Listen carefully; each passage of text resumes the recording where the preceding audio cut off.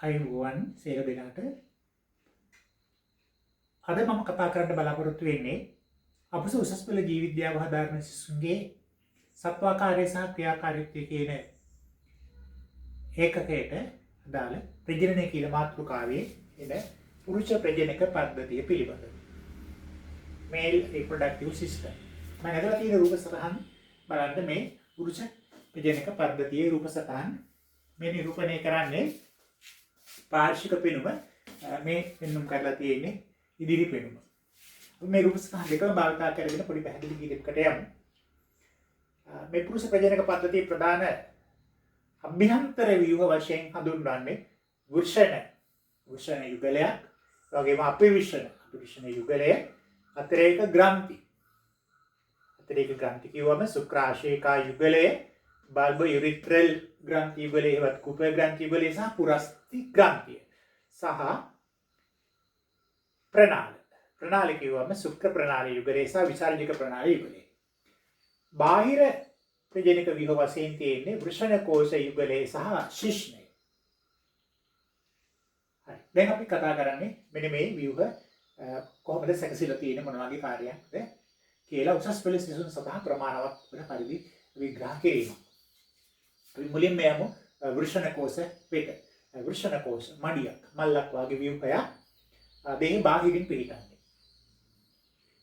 මේක හැදිලා තියෙන්නේ සාම තද පැහැති සිනිඳු පේශි සම්බන්ධක පටක වලින් සෑදුණු මඩියක්, මල්ලක් වැනි ව්‍යුහයක් ආවාරයක් මගින් දෙකට බෙදලා තියෙනවා.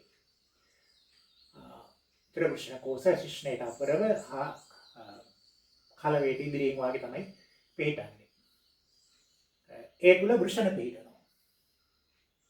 වෘෂණ එතකොට පිහිටන්නේ දේශනාත්යෙන් සෙල්සියස් අංශක 2ක් පමණ අඩු උෂ්ණත්වයක් තබා ගන්න හැකි වෙන ආකාරයට මොකද සුෂ්ඨාණු නිෂ්පාදනයට අවශ්‍ය කරන ප්‍රශස්ත උෂ්ණත්වයේ සැපෙන්නේ සිසිලස ලැබෙන්නේ ඒ දේ කුහරෙන් පිටතට පිටීම නිසා.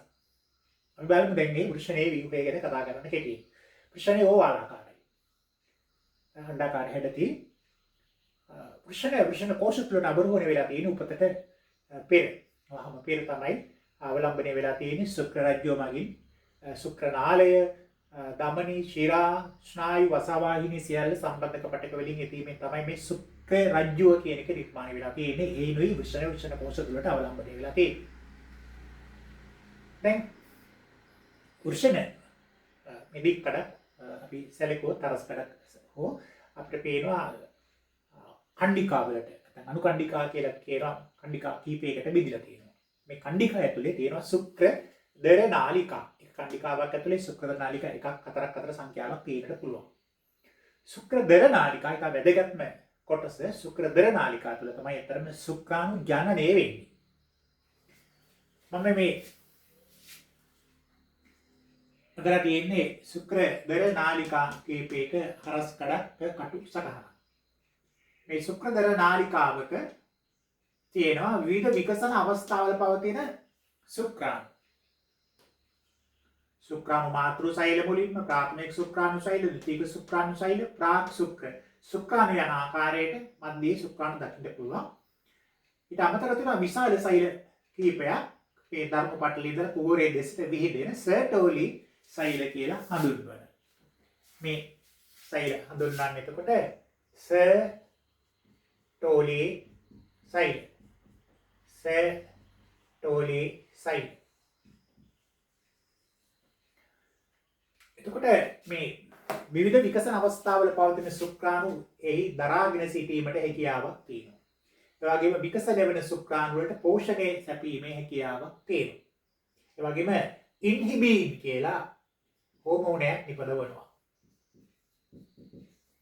මේ ඉන්හිබින් කියන එක පසු කාලික අමතරව වැඩිපුර ශුක්‍රාණු නිෂ්පාදනය වෙන අවස්ථාවලදී ඍණ ප්‍රතිපෝෂී යාන්ත්‍රණය මගින් උරපිටේට කිරි බලපෑමෙන් අපි පස්සේ විස්තර කතා කරන නිෂේධනය කිරීමක් සිදු කරනවා. ඒතර වැදගත් කාර්යයක් තමයි නිබි නිපදවීම, විකසන වෙන ශුක්‍රාණු වලට පෝෂණය සැපීම හා ශුක්‍රාණු සහිත දරා සිටීමට ආධාරයක් ලෙස ක්‍රියා කිරීම. එතකොට ඒ ශුක්‍රාණු විකසනය වෙනකොට විකසනය වෙන ශුක්‍රාණු යන ක්‍රියාවලිය ඇත්තටම අපි පස්සේ කතා කරන්න ඕන එකක්. නමුත් දල වශයෙන් මේ ශුක්‍රද නාලිකාවක ව්‍යුහය ගැන කතා කරනකොට අපිට විවිධ විකසන අවස්ථාවල පවතින ශුක්‍රාණු ගැන කතා කරන්නට ඕන. ආ ශුක්‍රද නාලිකාව තුළ පිහිටි සර්ටොලි සෛලය ගැන කියන්නට ඕන. ඊට අමතරව මේ ශුක්‍රද නාලිකා අතර තව සෛල ආකාරයක් පිහිටනවා. අපි ඒව හඳුන්වනවා ලේඩික් සෛල කියලා. ලේඩික් සෛල වලින් ස්‍රාවය වෙනවා ටෙස්, ටොස්, ටෙරෝ හා වෙන ඇන්ඩ්‍රෝජන් හෝමෝන. ඔබදන්නා ටෙස්ටෙස්ටරෝන් පුරුෂ ද්විතීයික ලිංග ලක්ෂණ පහළ කිරීමට දායක වෙනවයි කියලා. වෙනත් ඇන්ඩ්‍රෝජන් වර්ග ශුක්‍රදර නාලිකා අතර පවතින ලේඩික් සෛල නැත්නම් අන්තරාල සෛල වලින් නිෂ්පාදනය වෙනවා. මේ ආකාරයට වැදගත් කාර්යයක් මේ වෘෂණය මගින් පුරුෂ ප්‍රජනක පද්ධතිය තුළ ඉටු වෙනවා. දැන් මේ වෘෂණයේ ශුක්‍රදර නාලිකා කණ්ඩිකාවල තියෙන ශුක්‍රදර නාලිකා එකතු වෙලා මේ ජාලයක් වශයෙන් සම්බන්ධ වෙලා ඉන් අනතුරුව තනි නාලයකට සම්බන්ධ වෙනවා. ඒ නිර්මාණය වෙනවා අපිවෘෂණය. අපිවෘෂණය කියන්නේ ඇත්තටම නැමුම් ගණනාවකින් සමන්විත වෙන සුසංහිත ඝන ස්කන්ධයක් මීටර 6ක් විතර දිග ස්කන්ධයක් නාලයක්. නැවත නැවත නැමුම් සාධන පරිදි දකට ගහිලා තියෙන සුසංහිත ඝන ව්‍යුහයක්. වෘෂණයට උත්තර හා අපරව තමයි මෙහි පෙන්වන්න කරලා තියෙන්නේ මේ අපිවෘෂණය කියන දිගු නාලය. අපිවෘෂණය තුළට තමයි මේ ඊළඟට ශුක්‍රාණු ගමන් කරන්නේ ශුක්‍රදර නාලිකාවලින්. අපිවෘෂණය තුළ ශුක්‍රාණු తాවකාලිකව කබඩා කිරීමක් සිද්ධ වෙනවා. ඒ වගේම කායික විද්‍යාත්මක පරිණතයක් හා සැකලවීමක් සිද්ධ වෙනවා. සති 3ක පමණ කාලයක් මෙම මීටර 6 ගමන් කිරීමට ශුක්‍රාණු වලට සිද්ධ වෙනවා. ශුක්‍රාණුවෙන් අනතුරු ගමන් කරන්නේ ශුක්‍රනාලයට. ඔබට පේනවා අපිවෘෂණයෙන් ආරම්භ වෙන ශුක්‍රනාලය. මේ ශුක්‍රනාලය ගමන් කරනවා ඉහළට ගමන් කරලා අමුත්‍රාශයට අපරව විහිදෙනවා. මේ විදිහට විතර පෙන්වන්න කළ තියෙන අපරව විහිදෙන ආකාරය මේ රූපසරණෙත් එහෙම පෙන්වන්න කරලා තියෙනවා අපරව විහිදෙන ආකාරය. ඊට පස්සේ මොකද වෙන්නේ? දැන් අපි දන්නවා මේ මූත්‍රාශය මෙතන තියෙනවා. ඊට අපරවයි විහිදෙන්නේ ශුක්‍රනාල. මූත්‍රාශයෙන් හට ගන්නවා මූත්‍ර මාර්ගය. අපි ඒක පස්සේ කතා කරමු. මූත්‍ර මාර්ගය නම් සඳහන් කරේ මූත්‍ර මාර්ගයේ විවෘතන විසර්ජික ප්‍රණාලය කියලා ව්‍යුහයක් තියෙනවා. නාලයක් තියෙනවා. මේ සැදීම සඳහා මේ ශුක්‍රනාලය ශුක්‍ර ආශීකා කියන තරලේ නිපදවන නාලය සමග එකතු වෙනවා. එතකොට ශුක්‍රනාලය සම්බන්ධ වෙනවා ශුක්‍ර ආශීකා ප්‍රණාලය සමග. අනතුරුව හදනවා විසර්ජන ප්‍රණාලය. එතන මේක ශුක්‍ර ප්‍රණාලය, මේක ශුක්‍රාශීකා ප්‍රණාලය, මේක විසර්ජන ප්‍රණාලය. විසර්ජන ප්‍රණාලයේදී ප්‍රදායක වෙන්නේ එතකොට ශුක්‍රනාලය සහ ශුක්‍රාශීකා ප්‍රණාලය. අපි පස්සේ කතා කරමු මේ ශුක්‍රාශීකාවෙන් නිපදවන තරලයක්. එතකොට ඔය පේනවා දැන් පුරස්ත කාන්තයේ හරහා මේ විසර්ජන ප්‍රණාලය ගමන් කරනවා. න්‍යාකාර ප්‍රණාල දෙකක් තියෙනවා. අනතුරු එය මූත්‍ර මාර්ගයට සම්බන්ධ වෙනවා.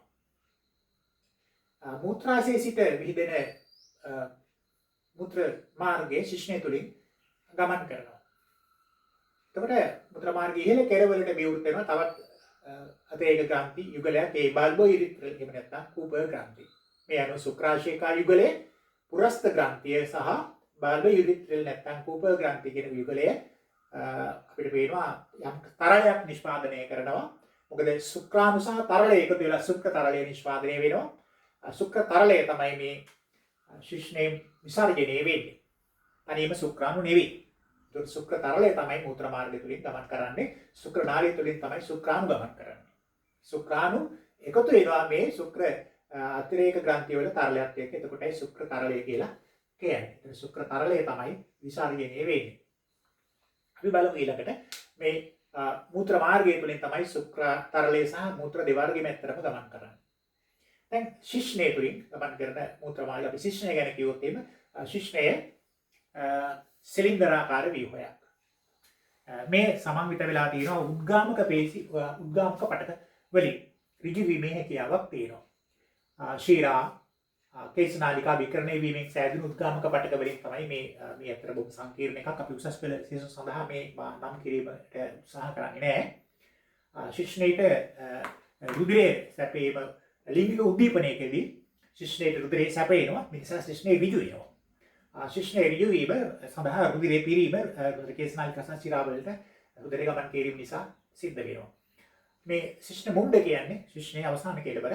එහි පෙරසමකින් ආවරණය වෙන මම මේ පෙරසම අයින් කරලා තමයි ඇදලා තියෙන ආරක්ෂාවට දෙන්න පෙරසම ශිෂ්ණ මුණ්ඩ අවසාන කෙළවර වෙනවා.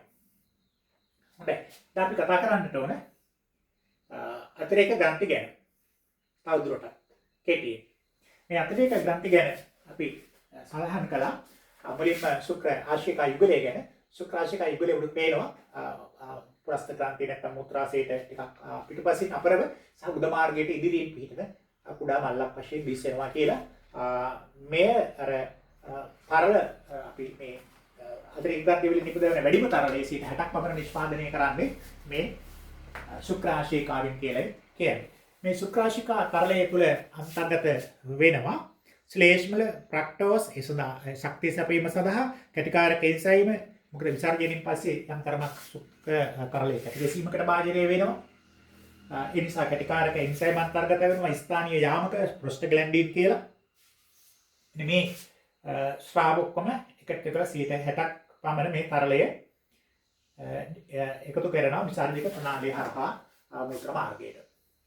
පුරස්ත ග්‍රන්ථිය නිපදවන තරලය වෙන්නේ 30ක් පමණ. එතකොට මේ ශුක්‍ර ආශ්‍රිකා වලින් නිපදවන තරලය ඇත්තටම කහ පාටක් ලා කහ පාටකින් යුක්ත ඝන තරලයක්. පුරස්ත ග්‍රන්ථියෙන් නිපදවන තරලය ඇත්තටම තුනි කිරි පාට එකක්. කිරි පැහැති තරලයක්. ඍජුව මූත්‍ර මාර්ගයට මුදා හරිනවා. මේ කිරි පැහැති ශ්‍රාවයේ තුල ප්‍රතිකැටිකාරක එන්සයිම ශුක්‍රාණු පෝෂණය කරන සිට්‍රේට් වාගේ දේවල් අන්තර්ගත වෙනවා. ඉනතරව බල්බීරිත්‍ර ග්‍රන්ථිය වල මූත්‍ර මාර්ගයේ ඉහළ ප්‍රදේශයේ දිවිවෘත වෙනවා. ඉතිරි ප්‍රතිශතය තමයි ඊට අයිති වෙන්නේ. එය මූත්‍ර මාර්ගයේ තුල තියෙන මූත්‍රවල ආම්ලිකතාවය උදාසීන කරනවා වගේම ලිහිසි බවක් නැත්නම් ස්නේහික කාර්යයක් ඉටු කරනු ලබනවා. මේ ස්නේහික කාර්යය නිසා ශුක්‍ර තරලය ගමන් කිරීම පහසු වෙනවා. ශුක්‍ර තරලය කියන්නේ එතකොට මේ ශුක්‍රාණු සහ මේ අතිරේක ග්‍රන්ථි වල ශ්‍රාවවල එකතුවක් වෙනවා. හොඳයි. මම දැන් මේ පැහැදිලි කරේ පුරුෂ ප්‍රජනක පද්ධති පිළිබඳව සරල සලකා බැලීමක්. අපි විස්තර කතා කරන්නට ඕන ශුක්‍රාණු ජනනය ගැන පස්සේ. ඒ වගේම තමයි ශුක්‍රාණු ජනනය කෙරෙහි හෝමනවල බලපෑම. ඒ වගේම තමයි ශුක්‍රාණුක ව්‍යුහයේ කෘත්‍යයට සම්බන්ධ කර සාකච්ඡා කරන එක. අපි පසුව හමු වෙමු ඒ වෙනි මාතෘකාවකින්.